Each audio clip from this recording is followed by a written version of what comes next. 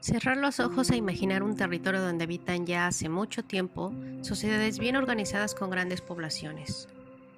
Las culturas que ya habitaban en lo que conocemos hoy como América pusieron en consonancia el contacto europeo a través de sus mitos y leyendas. Cuando Magallanes realiza su vuelta al mundo, ya había una realidad social en quiénes eran aquellos hombres.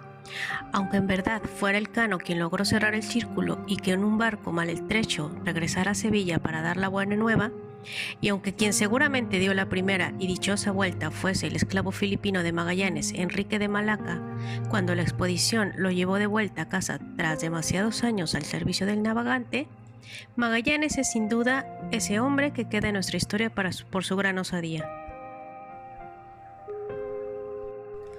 Ustedes se han preguntado cuál fue el motivo principal para que Fernando de Magallanes, después de Colón, convenciera a Carlos I, a la banca judía y a más de 200 hombres para encontrar una nueva ruta por el oeste entre Europa y las Islas de las Especias. Más allá de cuestiones económicas y por supuesto de las especias que querían recolectar, pues tenemos algo bien importante que incluso para nosotros aún el concepto es complejo. Lo convenció porque era casi imposible entender el concepto planeta Tierra. ¿Qué es lo que nosotros entendemos por mundo? Piensen y al final veremos si su concepción del mundo es igual después de la aventura por América. Aquí les vamos a mostrar solo una pequeña parte de lo que fue el viaje, centrándonos en lo que es América y cómo este viaje fue importante para la historia de España. Empecemos por el principio. Antes que Magallanes hubo ya diversos contactos y sucesos en torno al continente americano. Los más relevantes fueron la llegada de Colón a este territorio en 1492, la firma del Tratado de Tordesillas, donde se precisa la línea divisora para los descubrimientos de nuevas tierras entre España y Portugal. Este es el mapa en el planisferio de Cantino de 1502. Es la más antigua representación gráfica conocida que muestra la línea de demarcación acordada en el Tratado de Tordesillas. ¿Cuándo es que Magallanes llega a lo que hoy conocemos como América? Esto era Sevilla en 1470, un dibujo de Joris Honfele de 1565.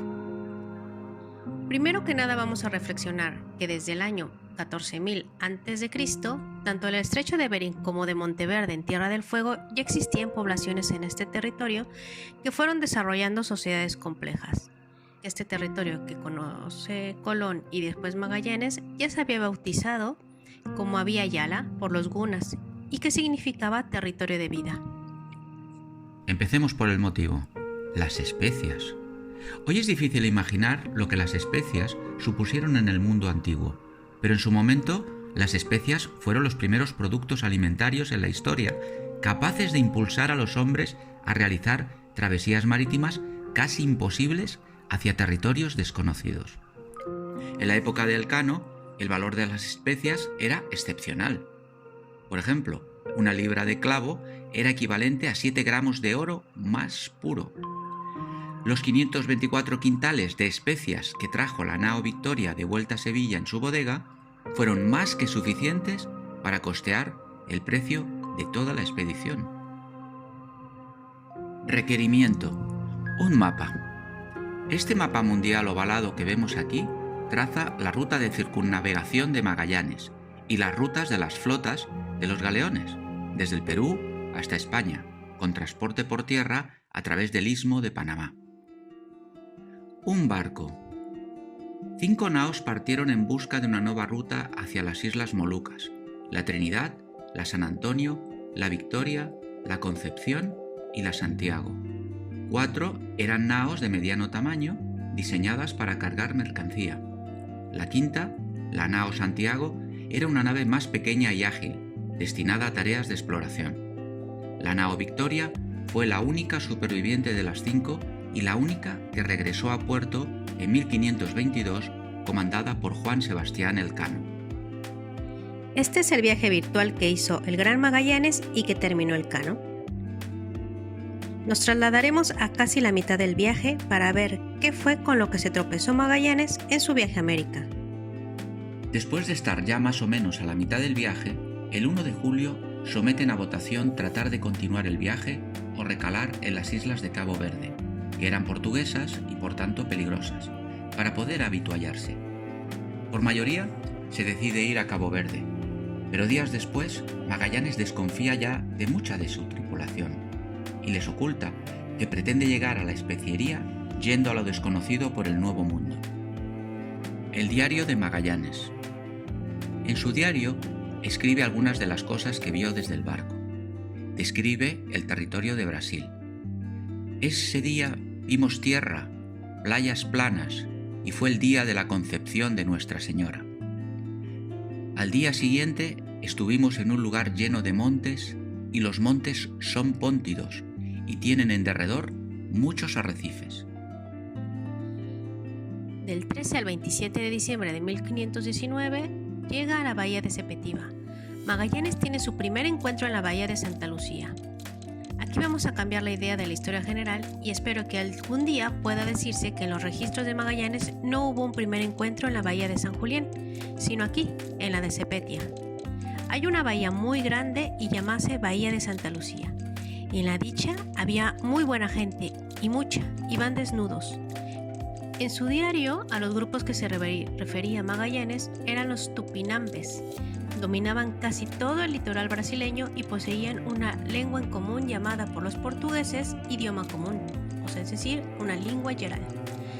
La lengua tupinamba es la base del Ñingantú, que fue la lengua inicial de la colonización de Brasil y que aún tiene alrededor de 30.000 hablantes. Del 12 de enero al 3 de febrero de 1520, la carabela Santiago se adentra en el río Uruguay para determinar si se trata de un estrecho, mientras la nau explora en el sur de la bahía durante 4 días.